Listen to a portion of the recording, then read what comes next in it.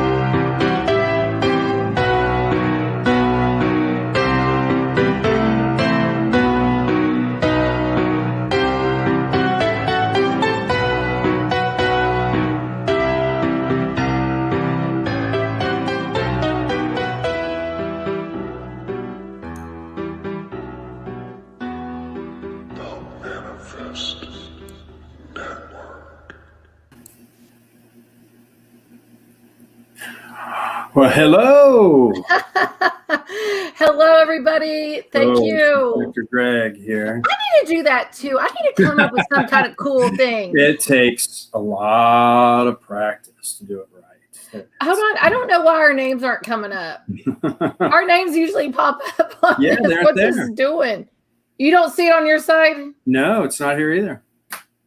I'm going to have to work on that here in a little bit. But anyway, thank you, everybody, for tuning in. It's another Monday night, 8 p.m. Eastern Standard Time. Thank you for tuning in here on the Manifest Network. So, Greg, what's been going on with you this week? Anything new? Well, just work. But I do have an interesting, I may have talked about it already, but I do have an interesting little investigation I'm going to be doing. Up in the Sierra Mountains at a cabin that's about 150 years old from what we understand. It was an old cowboy cabin, and it has a ranch. And I did some work up there last year, and I mainly was using the Ovilus 5 Rev, and got some real interesting things there. So actually a little girl and gave us her name, asked her how she died. She said, Daddy Club, if you can believe that. It was crazy. Told us to sit in the club? Not well, or no. A club like got hit with the club. I'm guessing. Who knows? Maybe they were dancing at a club. I just don't know. But told us to go sit in a bench in the back. It said bench back, and went back. There was a bench back there. We sat down. So I'm going back there this time with the Nanocom Plus. Oh, yes. And, nice efforts. So I really want to see what happens there, because obviously, as you know, I get phenomenal results from that. So it'd be interesting if there can be more of a conversation. So we're going to try that. By the way, Cassie's watching tonight, and we love Cassie. She actually won the T-shirts, but this is John Sparks. You were supposed to be on his show last night. When John was co-host on here, she won the T-shirt, and I'm waiting for Mountain Man Medium to come back on the show to announce. And I've made a banner and everything with her wearing that shirt, so I'm really excited about that. And so we have a lot of people. We have Dan Tex in here. Hey, Dan. What's up? Seeker James is on here too tonight. Seeker James, yay! So I get so excited when I start seeing people because the change in the shift is good in my opinion, because I know once the fall hits and COVID is lifted and everywhere, everybody's going to be on these investigations doing live streaming, and I don't have to compete with that at 9 p.m. Eastern Standard Time.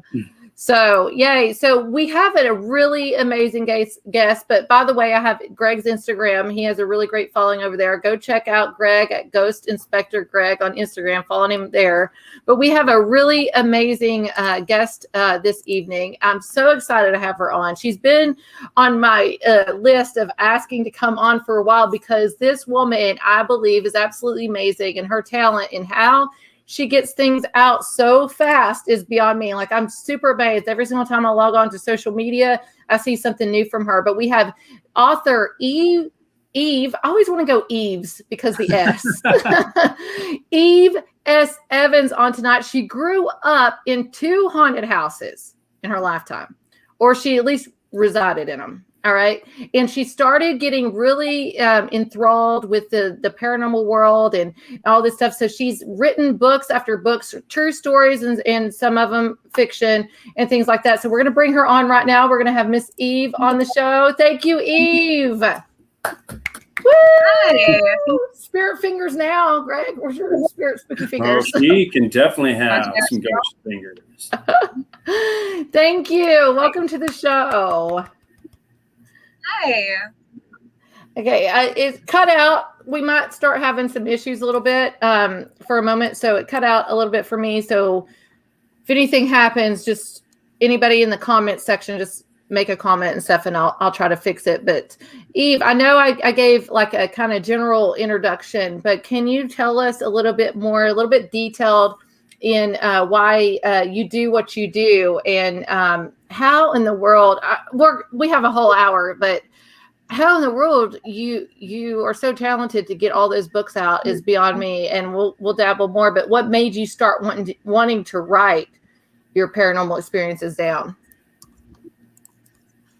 I guess living in haunted houses, like the second one, I actually had to get medicated for. So it would bang on the walls and shake the bed in the middle of the night. Plus I had like night terrors, sleep paralysis, almost every other night. So it would start like once a month, then once a week, and then it was constant. So I was scared to sleep. I'm eating very well, was scared about what was going to happen. My kids would see shadow people in their rooms. The banging would come from my son's room, and at the time he was 6 months old. And so that really, really bothered me because he had head surgery about a few weeks before that all started. So it was just really crazy, and I wanted answers, I guess. So I started reaching out to other people, interviewing people, and I was like, why don't I share these? Why don't I ask people if I can share them so that other people don't feel so alone? Because I felt really alone living in that house and not understanding anything. So that's kind of what started it. Well, I think a lot of people can understand that and everything. That I think that's why we suppress a lot with our experiences growing up, because we do feel alone. Or if we start talking about it, other people are going to think that we're crazy and things like that. But I want to know a little bit more details as we go on about this house, or both houses anyway. But Greg, do you have any follow up or anything from that? Or yes, actually, I would like. Wait a minute. What? Oh, you know what? Gwen has a question for you first. Already, Gwen, right out of the gate. Right out of the gate. You know, of all things, Gwen. Okay. All right. I'll ask her. Hold on. No. Go back to Gwen real fast. I missed Gwen.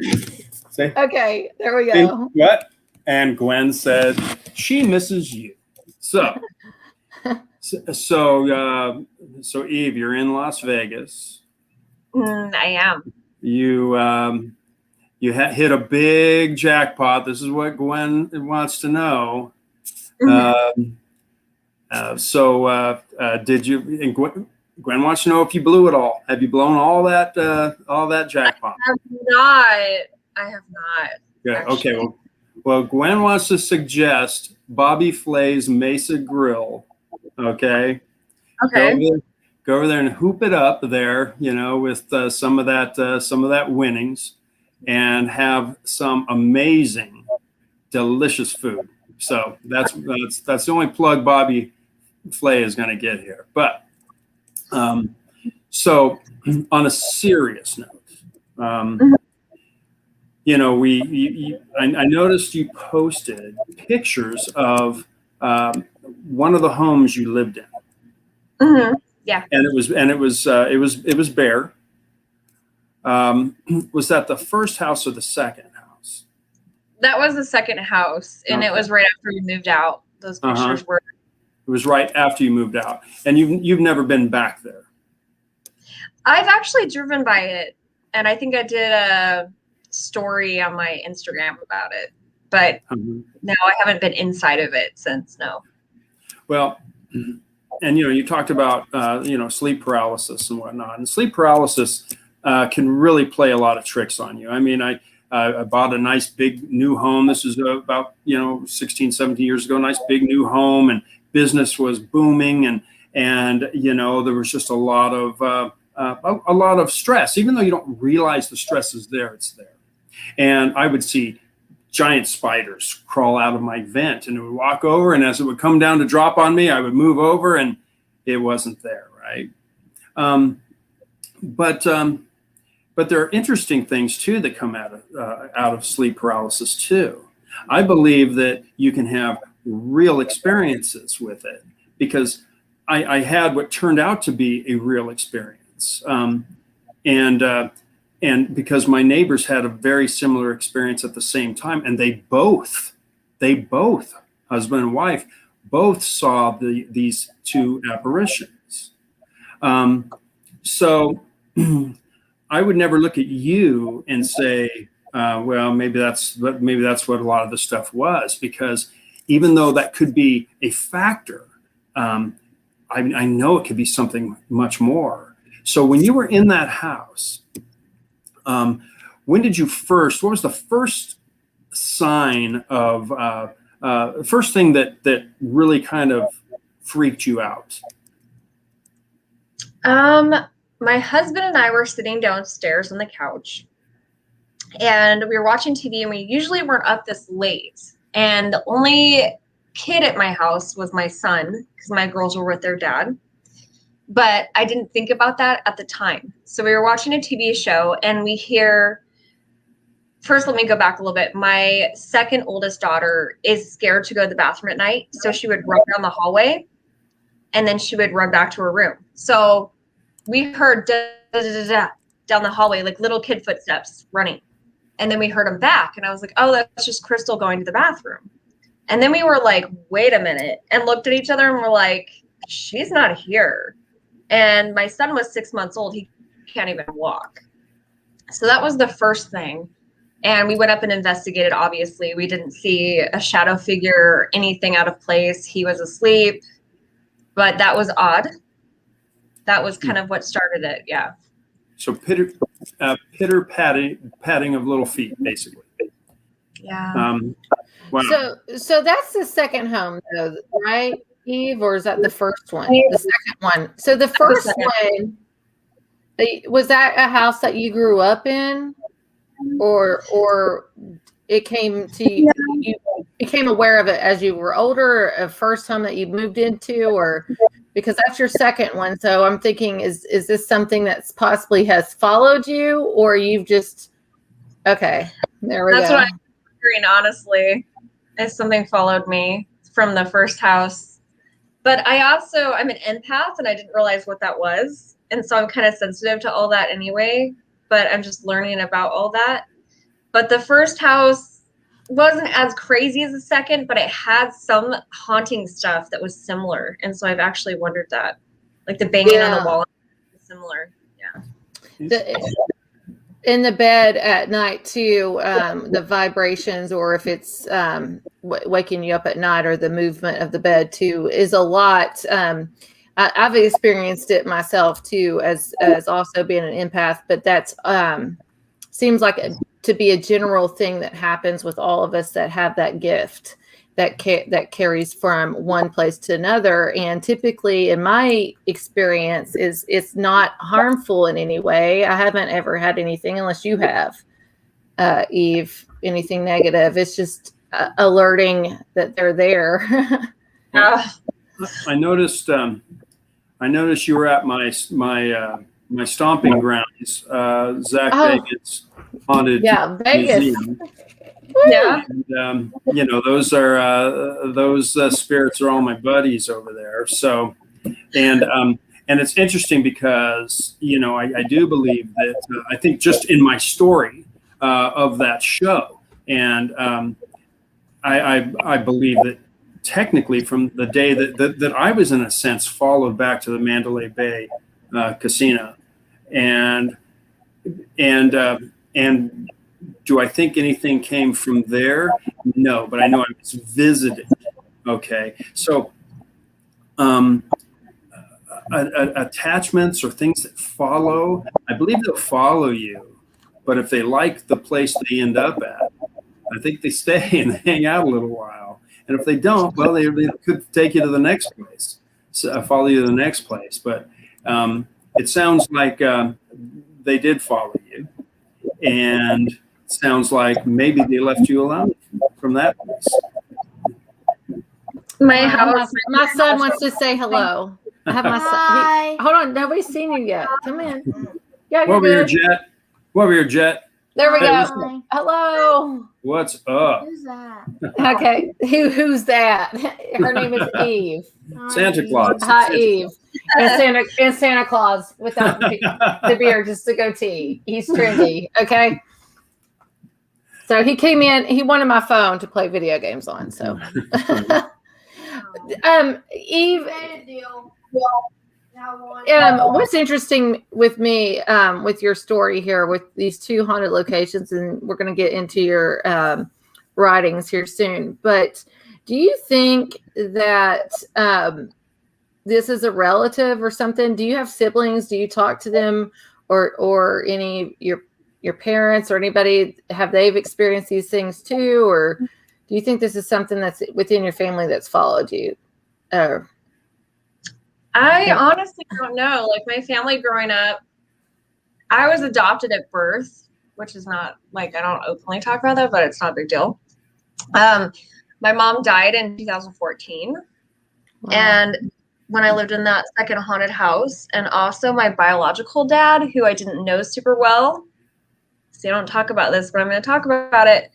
Good. So I didn't find out my biological parents until I was 21. And he was in prison for murder, and he killed himself in 2014 as well. And then my adoptive mom, who raised me, died in December of that year. So that year was really rough for me, and also in a haunted house. So that's why another reason why I got medicated. It was a lot of crap. But when you were the stress thing with the night terrors and sleep paralysis, like that probably definitely had a hand in how often I had it. But I totally forgot your original question at this point. Oh no, I'm just seeing if you think it's something from your family, if it's generational that's possibly following you, or it's something that's totally related to maybe the house that you live in. If you've done any research or anything on the background of where you lived. Well, I did not find anything on the second house that I lived in, and the first house when I was renovating it was my dad's house, and he rented it out because they did rentals. The lady actually came when I was renovating the house, the previous occupant, and asked me if I thought it was haunted, and I thought that was weird. Wow, but she told me that's good though. But it was stupid. Okay, it sounded like a Disney thing. Because she's like, there's a guy that comes out from underneath the under the stairs storage wearing chains. And I was like, that's like something from like, Mickey Mouse, like Christmas Carol, right? Yeah. Much of it. And I was like, hey, that lady's crazy. And then I lived there and I was like, maybe she's not crazy. But I didn't see a chain guy. But I definitely, that was haunted. Did you feel something underneath the steps? I did not like that space, but I did not feel anything there. I actually had a dream that an 18-year-old girl, looked about 18, with dark hair that was wet, walked downstairs, and she was obviously dead. And she walked into my room and watched me sleep, and I could watch myself sleep while she watched me sleep. And then I woke up and was like, that was creepy. a creepy dream. And I went out of the bedroom and the attic door was wide open. And I was like, oh, hell no. Because we didn't hardly ever go up there. Right. So there was no reason to have it open. I didn't have kids at that point yet. So yeah, that was freaky. But was freaky. so Greg? So when did you discover that you have empath abilities? Well, and how did you manifest that? I found out 2 years ago what an empath is just by somebody's random post on Instagram. And I was like, wait, what? That sounds like me. And I looked it up and I was like, oh my God, that's what I am. Because I've had a lot of stuff happen through my life that are psychic things, but I don't call myself psychic because it's not constant. But I'm very sensitive and I'm definitely an emotional empath. I can feel people's emotion from far away and it's really overwhelming sometimes. So that's definitely a constant. And I feel like I'm sensitive to the paranormal. Like they tend to follow me and they flock to me and it's fun. Yeah, well, that's why you need to really go to, the Hollywood Forever Cemetery, because if you are going to get an attachment, at least it's going to be a celebrity. Okay. Right? Yes. I think, like I said last week, I think I got Mickey Rooney, attached to me because I'm suffering from, little man syndrome right now. Oh, whatever, Napoleon. That's right. So, but yeah, that's okay. Well, that's really interesting. So, a little fun thing, Emily, you're going to like this. Okay. What do you see behind me? Oh, no, don't say anything. Don't say anything. Oh, no, not the proton pack. Just what do you see as an empath? What do you see behind you? Oh, I see a man behind you. No, you shouldn't have said that. Oh. Well, I see a woman behind her. That's why I kept asking about a woman, because I see a woman. Was it last week's guest who said there was a man behind me or something? I think so. I don't know, but there's always a man behind you. But I saw a woman behind her. That's why I'm kind of I think that was a couple. Been feeding that a little bit and wondering who the woman was, and thinking that she's connected, but she's not connected. So your story about adoptive parents kind of makes sense now, because she shows bracelets. There's some bracelets she keeps clanging with some bracelets or something.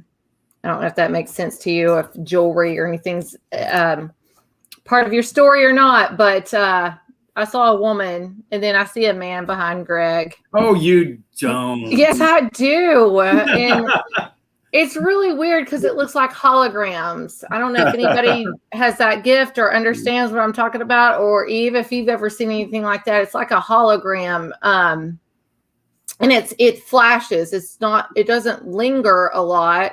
And then you can tap back into that if you want to, or if it clicks with the person that you're communicating with.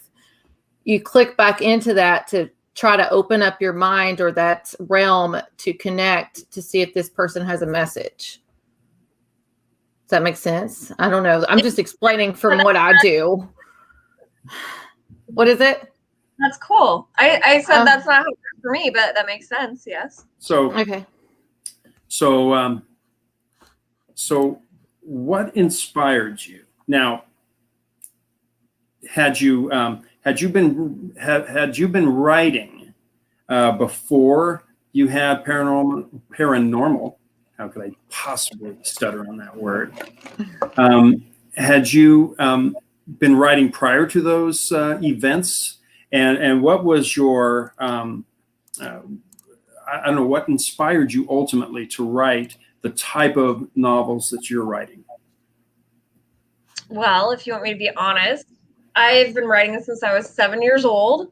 I fell in love with it in elementary school, and I had an amazing teacher that got me into it. But I didn't do it for quite a while, and I wanted to. And I actually started with romance. Ah. And then I was like, yeah, this kind of sucks. I don't like this. And then I was like, I want to try more horror and paranormal because I've always loved horror and ghosts and stuff. And obviously lived in haunted houses. And I was like, well, I'm going to try by rewriting some of these interviews I have. And I did that. And I was like, wow, I really love this. I think this is what I want to do. Yeah. Because I do like Hallmark movies, okay? That's the thing I did with my mom. And so I was like, oh, I want to write Hallmark. And I was writing, and I'm like, yeah, Yeah. all that horror. But Gwen wants to know a little bit more about the romance novels that you first. Gwen, like, look, listen to him. Listen to him. He always puts Gwen in the mix on that. No, it's not Gwen. It's Greg. Wait a minute. She's insulted right now. I just called him out. Anyway, I'm one romance novel. That's it. What was that? I have one romance novel. That's it. And that was it. So. That wasn't it, because also I had a hard time with it because I was going to get dirty about it. And I was like, well, my family might read it and then I'm going to feel really dirty. Yeah. So Ghosts and horror movies. You're better off there anyway, by far. Well, I have you find it. I thought you found it. Oh, I don't know. Is it on Amazon? Do I need to look at this? It's not him. I'm not telling you.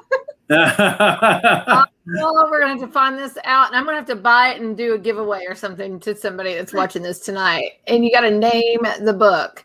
But I'm just like shadow people, real ghost stories, voices from beyond. You have a series too, and then the true ghost story, first responders.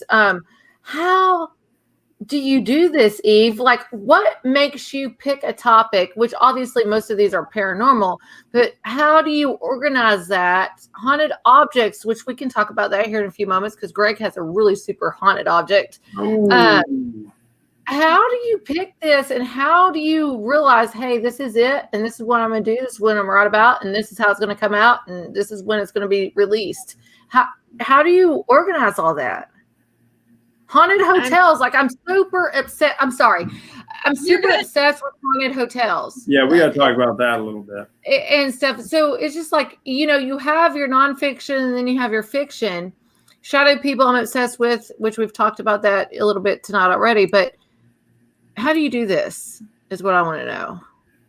The books? Yes. I already like how interviews and I just rewrite them. So I try to do it in chunks. Like right now I'm actually writing 3 books at the same time. I'm writing a fictional book, I'm writing demonic ghost stories, and then I'm ghost writing a book for some people that I'm probably not going to say who yet, but it's about their paranormal investigations. I'm like rewriting their actual paranormal investigations into a series for them. Wow. It's just time. I have a full-time job too. Like I own a gardening business. And I have 3 kids. So it's just trying to find whatever time you can when you have 3 kids, And now it's summer, so I probably won't get as much stuff out, but I try to do what I can when I can. I love this haunted suburbs. That reminds me of The Burbs with oh gosh, Tom Hanks. Do you all know what I'm talking about? Sardine. You all don't know the Burbs. I remember that movie. Yeah. Eve, do you know that movie? Mm-hmm. So haunted suburbs. I've never heard of that before. That's interesting, because does this mean like an actual physical house itself, or is the whole suburb like a territorial thing? Like a block. Yeah. Yeah. More so it's about houses that aren't like older. They're like kind of newer homes that are all about cookie cutter homes, kind of. Does that make sense? Basically homes that you would generally find in suburbs that seem completely normal, but they're haunted. Yeah, that's pretty cool. Yeah, and that goes along with because I live in a nice suburb area and home, and my neighbors, down here, again, it's we would all say there's a bit of activity in this area, right? And I believe the reason why, like for me, it was I woke up and you were talking about that whole paralysis, right? And there was a character standing in front of my bed. It looked like Gandalf the Grey, he was in a robe, long beard and everything. And then he was smiling at me and he went poof, right? And then the next day I'm awoken and I see the same guy walking through into my room. And as he went poof, my son came through that mist and jumped into bed crying, saying that he couldn't sleep. And it was my neighbors who told me 2 days later, came to me and said, have you had anything weird happen? And I said, what do you mean? And well, they saw two people, a man and a woman in 1800s period clothing, staring down, looking at his wife, smiling at his wife. And she verified she saw them too. So, I mean, and that's what I was touching on before, right? But that's the same sort of similar situation to what your book is probably gets into some of that sort of stuff, I would imagine. I'm going to read that book, and I'm also going to read Haunted Hotels. And I had a question for you about that. Have you delved into hotels here in California? I have not yet. I'm in Southern California. How about Vegas? That's what I want to know. Because if I'm going to go to Vegas, I'm going to stay in a haunted hotel. I have never been to Vegas. I actually have not done Vegas either. Oh, go find out. Go talk to the people where you're staying at right now. I bet you they have stories. Well, it qualifies as a hotel, and everybody knows about the Queen Mary. And oh yes, and it has an extreme activity, and it also does qualify as a hotel. So that's a place that so needs a lot of attention. Eve, you're in Idaho. Yeah. What is the most haunted location where you are? Because personally, I've done this for many years. I don't ever really hear anything about Idaho. Yeah. We have the Idaho State Penitentiary, which is a haunted prison. Oh, which I have heard. I've been there. I've been there a couple times. It is really good. They still have the gallows and everything where they hung people, and they have crazy history. Also, the Oregon Trail came through our area. There's a lot tied to that as well, because there's a lot of deaths and stuff, and then obviously Indians. We also have the Bates Motel in northern Idaho. That's there? Oh, wow. I didn't know that. Oh, my. So that's a real hotel. It is actually renamed. I forgot what the name of it is, though. But if you Google Bates Motel Idaho, it'll tell you what the new name of it is. But it is here. Huh. Interesting. I'm not in Idaho right now. I know you're not, but this might be a good trip for me to come to Idaho, and you need to come with me. Are you hearing the Bates Motel? And you're hearing there's activity? There's activity there? Yes. It was based off a true story, is what I've heard. Yeah, they say the Bates Motel is a true story. Creepy guy peeping out people in their rooms and stuff. It sounds like ex-boyfriends I've dated. Just kidding. I'm kidding. But creepy guy. Don't ever trust a pizza delivery guy, is all I gotta say. Don't trust a pizza delivery. Always go pick up your pizza. Don't have them deliver it. I have a whole story about that, and I can tell you about it later. But when you start talking about peeping toms or anything like that, I go back to a time that I had a pizza delivery guy was a peeping tom. So don't always go pick up your pizza. Yeah, you tell me about that later. Yeah, I will. It was so scary. I'm not joking. It was super scary. The police ended up getting him. So, yeah. Oh my God. Yes, people are weird. They think you're weird. They think you're weird too. Oh, speaking of Idaho, here's a article here I found. Here, speaking of Idaho, Bates Motel. Stabbing Alfred Hitchcock. Gosh, he looks like he might be Napoleon there, Greg, that you talked about earlier. He might have that complex. Yeah. Have you never stayed there yet? I have not, but it's in northern Idaho. I'm more in southern. I'm in Meridian. Okay. I'm like southern Idaho, but it's not too far from me. So I do want to go. Does it say what the new name is though? Because it's not the Bates Motel anymore. 2019. I forgot what it's called. I have looked It it doesn't up. look like it said. It doesn't look like it says it here in this article. Everybody, look up the new name of the. And so you've written a lot of things, and you've based a lot of your paranormal ghosts, writings by immerging yourself into real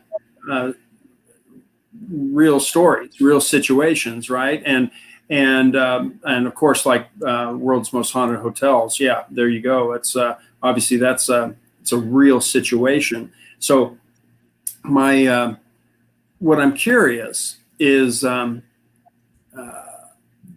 during your writings of stories like that, have you ever felt how could I say it? Intimidated, watched? Have you ever gotten the chills? Have you ever experienced anything strange while you were writing? yes, I have.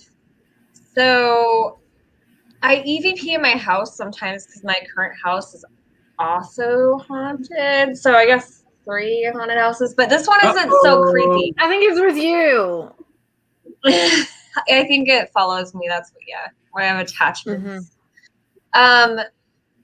So I think my biological dad is at my house because I've gotten EVPs that sound just like him. And he said, "Hey, hi, I'm here." And a couple of them, I posted some of them on my Instagram before. I need to go back and look. Actually, I have your Instagram up because were these on a recorder? Were these on a pocket recorder? How did you record they were that? just on a Sony digital recorder. Yeah. But it was quite a while ago. I haven't posted one for a little bit because I noticed that it stirred things up in my house when I did do it. So I got to the point where I didn't do it when my kids were actually there, and you're totally just on my face. You know what? I think I say Eves. I'm sorry for interrupting real quick, but Eve S. Evans because your Instagram. I always say Eves. Because I look this. I promise you all, go follow her on Instagram. It's one of my favorite pages. It's a go-to page of mine. Really, honestly, when I'm on there and want to look up people, she's one of these people. Go follow her on Instagram. But go ahead. I'm sorry, I didn't mean to interrupt. Oh, you're good. I do EVP in there sometimes, but I do have a funny story. So when I was writing the Shadow Person book, I have a Ring doorbell, and I had a tree that was visually there, and then it looked like there was a shadow person standing next to it, and they were like kind of wavering outside, and I was like, no way, somebody is standing on my sidewalk just staring at me. So I started going to different rooms, taking pictures, and nothing was there. And I think I put it on my Instagram at one point. It was hilarious.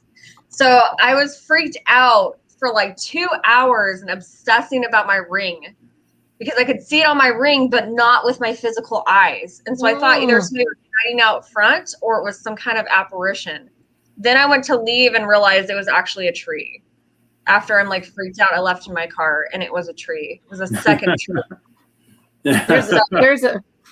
There's a funny story. I don't know if anybody knows this, but I'm just going to throw this in here. But his name is Jesse Duplantis. He's a evangelist, but he used to be the bass player for Led Zeppelin.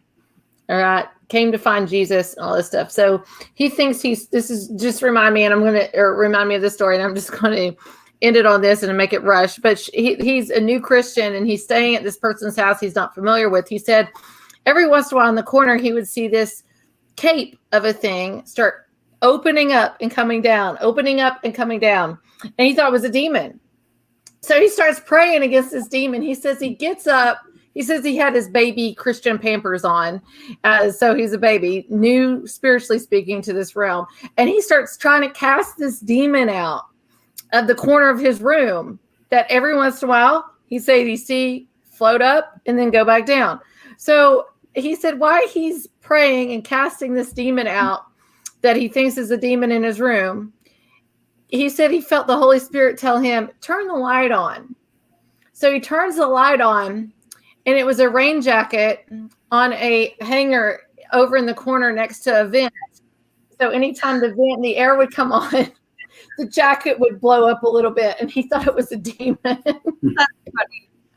But, you get shadow play a lot at all these places, and a lot of people want to go straight to that. It's cutting in and out. Yeah, it was for a second. Okay, and people want to go straight to that and think the worst. So wherever you just confirmed your story with me, actually, out of all these interviews that I've ever had over the years, you're the only one that's really talked about this, Eve. So that's kind of confirmed. But when I've gone on these investigations with people and the shadow play and the shadow figures, I don't automatically jump to conclusions with that, and I debunk and things, and I think it's a learning lesson. And so thank you for sharing your story on that and telling us eventually what you found out what it was. A lot of people don't want to admit to it, and that they I thought it was funny after the fact. I laughed about it, but at the time I was freaked out. I thought somebody was outside either to kill me or I was like, what? But it just shows that if you really dwell on certain things, you can manifest whatever you want in your own head if you're willing to. It's the power of expectancy.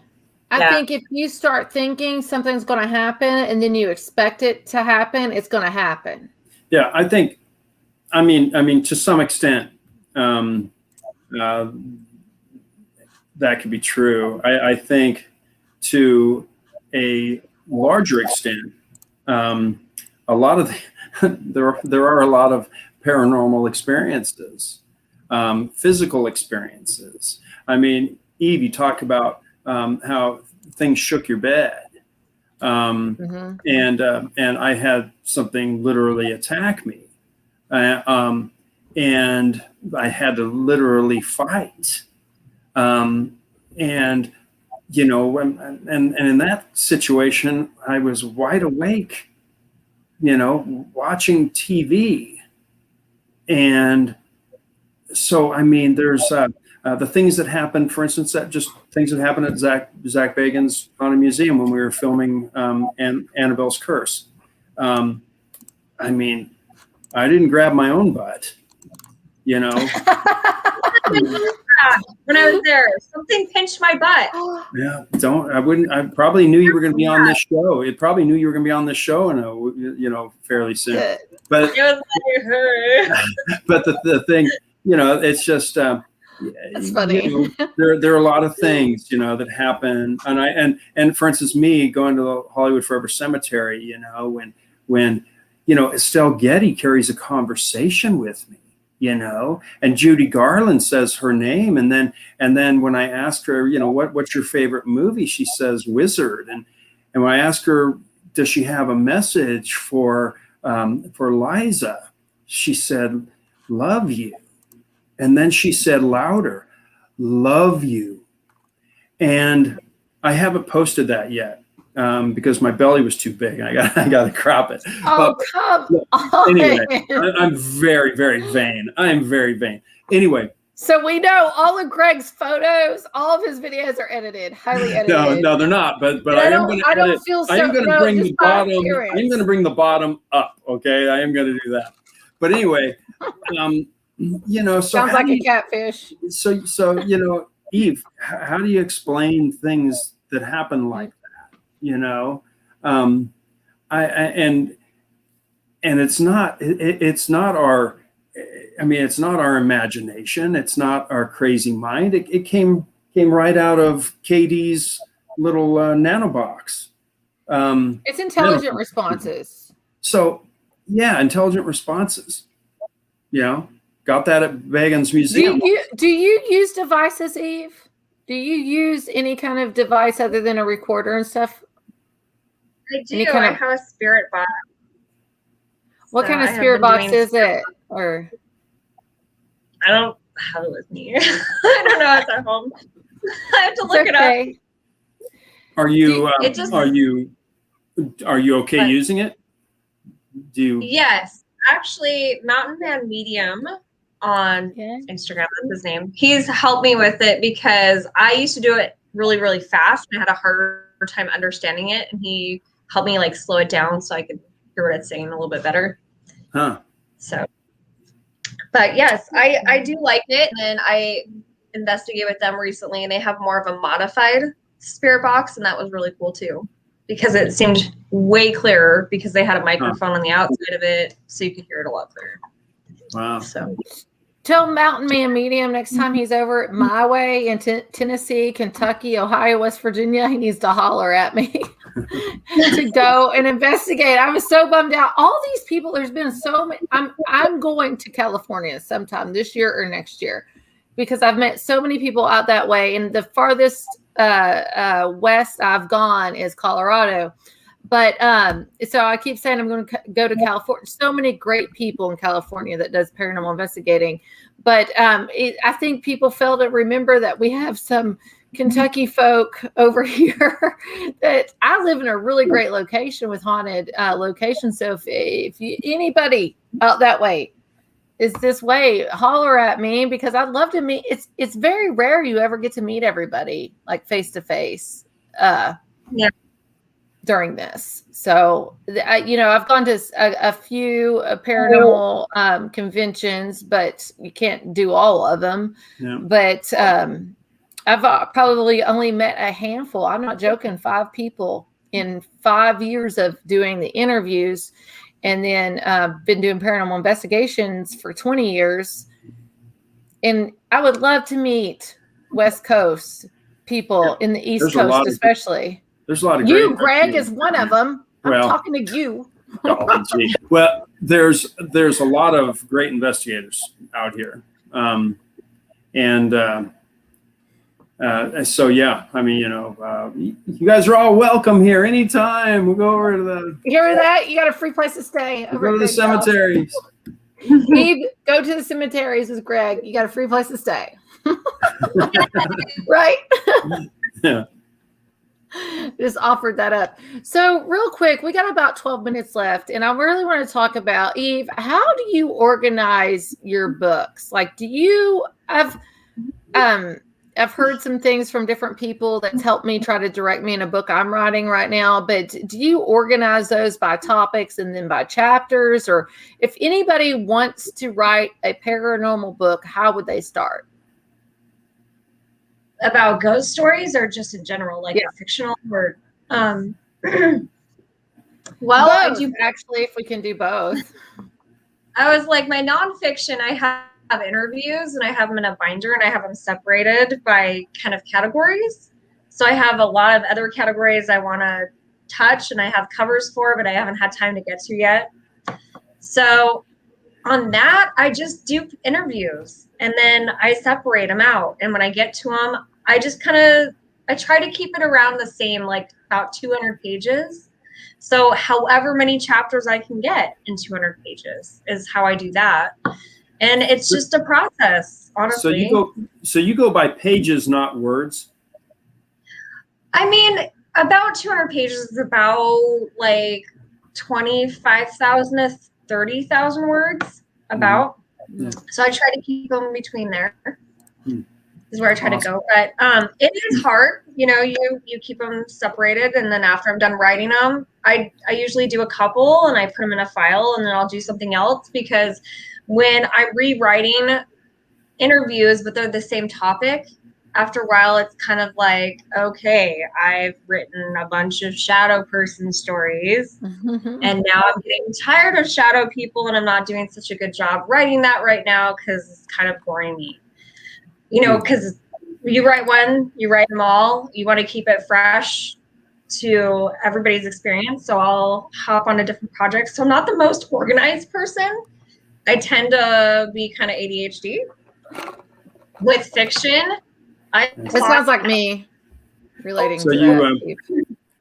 but it does seem what? like you do a good job Maybe grinding issue. through them. I'm sorry, I related to that. I do. It's cutting in and out right now. I'm sorry. You're good. Okay, I relate to that with what you just said. And Greg, I know you said something too, but it was choppy. I said, "Take me to your leader." I don't know what I said. Something, you know. That's right. Anyway, but so what's so you know what's up with the Bigfoot community out there in Idaho, in the Idaho area? Not much that I know about. Well, okay, because we, sorry, Gwen, no mingling there, but you don't get you've never delved off into things like that are crypto type things. I do have some stories that I'm going to put into it later, but I'm still working on some of those cryptids and such. But no Bigfoot sightings that I know of out here. No. Right. Do you know the Bigfoot call? Eve, you need to learn how to do the call, and then when you learn, you can come back on the show. I just want a show of Bigfoot callings. Nobody. I've had so many people. Dave Spinks is one of my best friends ever. That's Bigfoot king of kings. Like if I have anything Bigfoot, I go to Dave Spinks, and he still has not done a Bigfoot call for me. Well, Dave Spinks, if you're watching this right now, I need a Bigfoot call soon. I have done a turkey call. If I could do a turkey call, I think these Bigfoot people that investigate this should, because that's how they hunt or research these entities or these beings, these cryptids. They use the call. Why can't they do the call online or right here? Okay, I'm willing to do a Bigfoot call competition with Mr. Spinks. If he wants to come on here and is willing to do one, I will do one as well. I will have to call him tonight. Eve, can you be a judge? We'll both judge. What can they win? What can they win? I will have to get some stuff for you all to win, and we can have a competition and have a voting thing go on. All right, I'll throw in. How do you practice your big? By the way, and I don't mean to. We got several more minutes left, but how do you practice a Bigfoot call? Well, you just go out in the middle of the forest and you make a fool of yourself, and knowing that very few people are hearing you make a fool of yourself, although they're thinking that you are making a fool of yourself. Hold on, Selena has a good question here, and we love Selena. Selena's, I'm telling you, her and Dantex support all these paranormal groups and everything, shares them out like no other. Great, amazing people. So Selena says, why would a paranormal group become interested in Bigfoot hunting? Was that to me? I guess that's got to be you. I guess it's got to be. You know what? It's probably a matter of being fascinated. It's probably a matter of being fascinated by all things supernatural, and you could say that a lot of the cryptids, you could put them in that category of supernatural because they're still an unknown, and there is something magical about them. Just like the paranormal, it's a magical experience, and I think cryptids and even you could even say things like UFOs or stuff like that, can be a sort of the same thing, a mystery, and that's what it is. It's the mystery of it, the mystery of ghosts, the mystery of Bigfoot, the mystery of whatever it is. So hopefully that gives you a decent answer. I think so too, and I think Eve, if you pursue that at any level of going further with any kind of these cryptids books, you'd be super successful in that too, because we don't see, especially women authors, we don't see that many coming out talking about any of that. So really quick, we got about 5 minutes left, and we'll end out here in a few moments about where people can contact you. But I know that the latest book that I saw from you was the actual live or live. I want to say live because I always do live interviews, but the actual true stories of paranormal, like 911 rescue and things. Is that your latest, or did you have something else I missed? I have the Haunting of Hartley House, the second book came out, and then Supernatural 911 Calls are my two most recent. But those are so fun because they're like true crime mixed with, supernatural. And I love both of those things. I don't know about you guys, but I love true crime too. That's awesome. I love true crime also. And I actually worked at a hospital for 13 years and have several. I was supposed to be on a TV show for it, but that didn't go through as planned. But I have several stories about some weird, crazy stuff that's happened in the hospitals and things. Or I was on Code Blue team too, and I worked in the trauma unit and the urgent care unit. So there's a lot with that. I'm trying to look for that. You need to start posting these a little bit more often on your Instagram. I know you said something that you're not doing that often, but this looks like you were on a show or something, or I don't post my books a lot. Like I do, but I don't because I want people to know when I have a release come out, but I don't want to throw it in their face. I mean, I do obviously want people to buy books, but I don't want to be annoying about them. Yeah, I don't think you're annoying. I don't think you're annoying at all. You're one of my favorite Instagram pages. Thank you. Yeah, you're welcome. So, Eve, the most haunted hotel in the United States of America is. Is that like a quiz? More or less. Is there a wrong answer to this question? In your book. Just stay the Stanley. The Stanley Hotel is your safe zone. I do think the Stanley Hotel is haunted. I think I would pick the Cecil Hotel over. Very good. Very good. And because that hotel's crazy. Here we are. It's had murders, suicides for over 100 years. Yeah.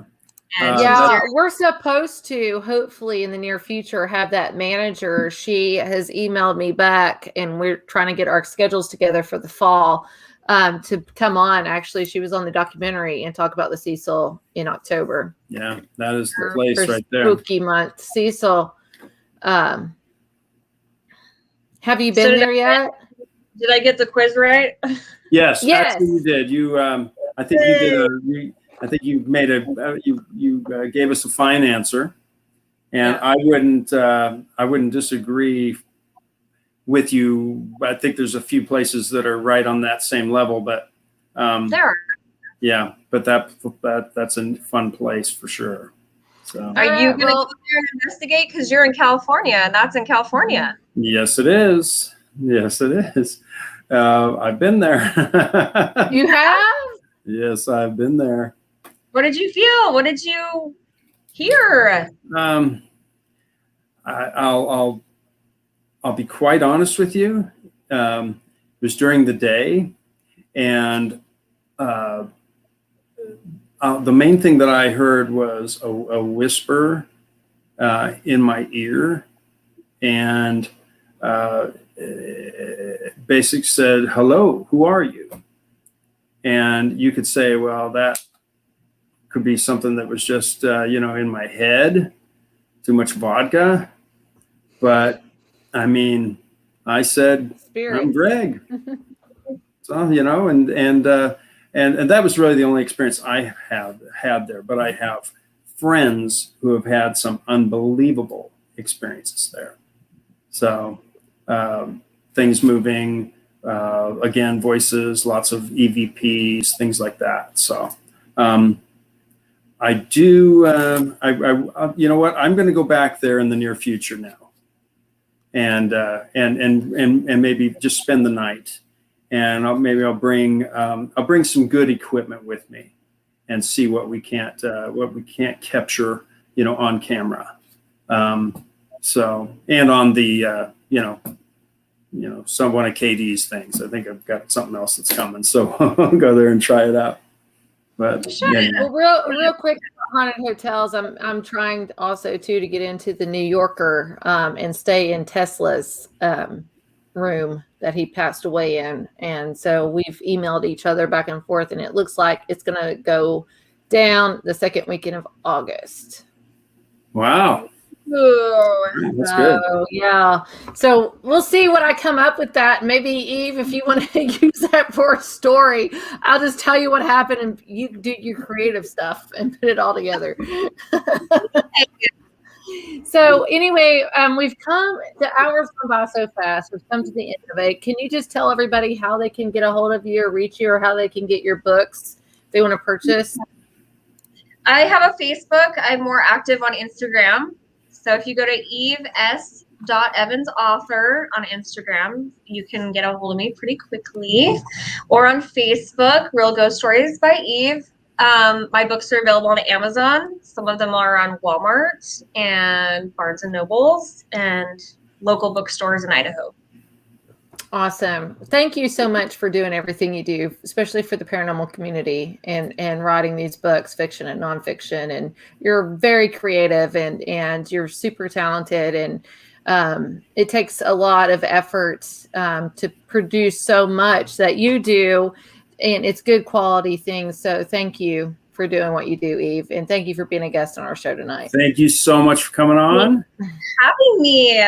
We're looking forward to looking at all of your Instagram posts and laughing and having just fun with them. So thank you for all of our viewers too watching tonight. Please share this out. It helps our guest. It helps the show. It helps our network. We love you all. Thank you so much for your support over the time and the change and everything. We'll be live again next week here Monday nights at 8 p.m. Eastern Standard Time. We're going to have Jason Snyder and TJ Gilbert. They have a podcast I was a guest on and had an amazing time with them.